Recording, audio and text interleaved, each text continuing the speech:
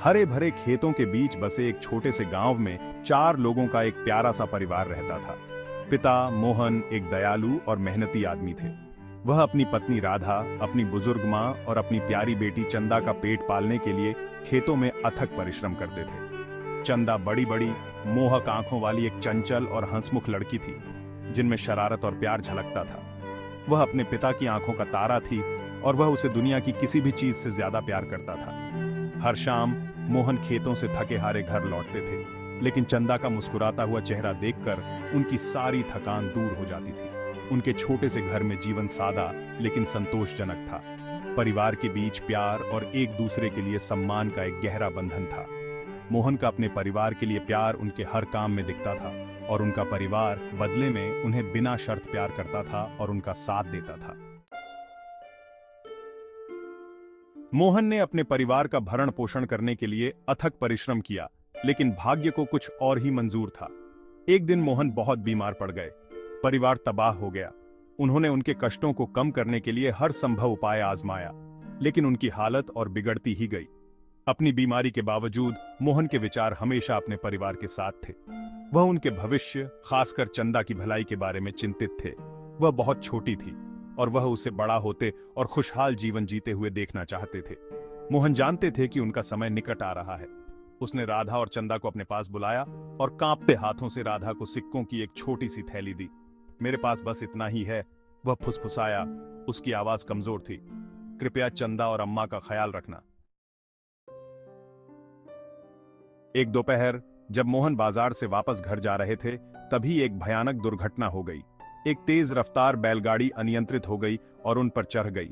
मोहन धूल भरी सड़क पर गंभीर रूप से घायल पड़े थे। उनकी जान धीरे धीरे निकल रही थी। जैसे जैसे अंधेरा घिरता गया, मोहन को लगा कि उनका होश उड़ता जा रहा है। उसने राधा, चंदा और अपनी मां के बारे में सोचा। अब उनका ख्याल कौन रखेगा? उसने सोचा। उसका दिल चिंता से भारी हो गया।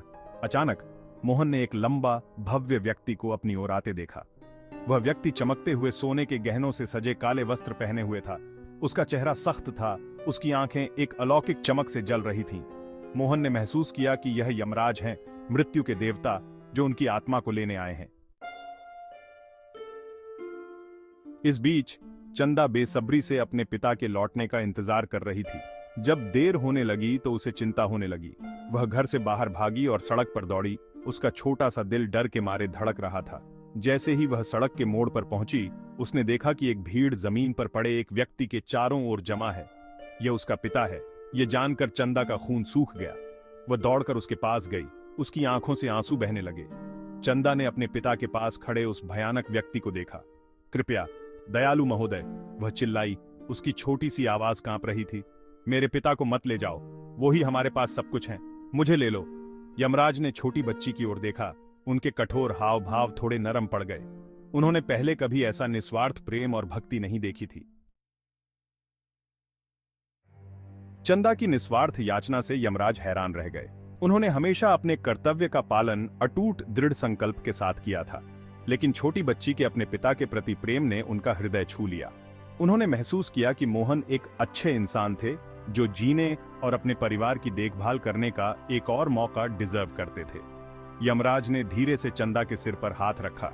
चिंता मत करो छोटी बच्ची, उन्होंने कहा। उनकी आवाज आश्चर्यजनक रूप से दयालु थी। तुम्हारे पिता जीवित रहेंगे। तुम्हारे प्यार ने उन्हें बचा लिया। चंदा की आंखें अविश्वास से फटी की फटी रह गईं, और फिर एक उज्जवल मुस्कान ने उसके चेहरे को रोशन कर दिया। उसने अपने पिता को गले लगा लिया। इस बात की बहुत खुशी हुई कि वह ठीक होने वाले थे। यमराज ने हृदयस्पर्शी दृश्य को देखा। उनके हृदय में एक दुर्लभ गर्मजोशी भर गई। उन्होंने प्रेम की असाधारण शक्ति देखी थी, एक ऐसी शक्ति जो भाग्य के पाठ्यक्रम को भी बदलने में सक्षम थी। यमराज जितनी तेजी से प्रकट हुए थे, उतनी ही तेजी से गायब हो गए, एक स्तब्ध सन्नाटा छोड़कर। धीरे धीरे मोहन को होश आया। उसने चंदा को देखा। उसकी आंखें कृतज्ञता और प्यार से भर गईं। उनकी बेटी के अटूट प्रेम और निस्वार्थता की बदौलत उन्हें जीवन में एक और मौका मिला था। इस घटना की खबर पूरे गांव में फैल गई और चंदा के इस असाधारण प्रेम को देखकर हर कोई दंग रह गया। मोहन की दुर्घटना ने अपनों को संजोने और दया और अच्छे कामों से भरा जीवन जीने के महत्व की एक कठोर याद दिला दी। उस दिन के बाद से मोहन ने हर दिन कृतज्ञ हृदय से जिया अपने परिवार के साथ हर पल को संजोया। चंदा के प्रेम का कार्य पीढ़ी दर पीढ़ी फुसफुसाते हुए एक कहानी बन गई, जो प्रेम और बलिदान की असाधारण शक्ति का प्रमाण है।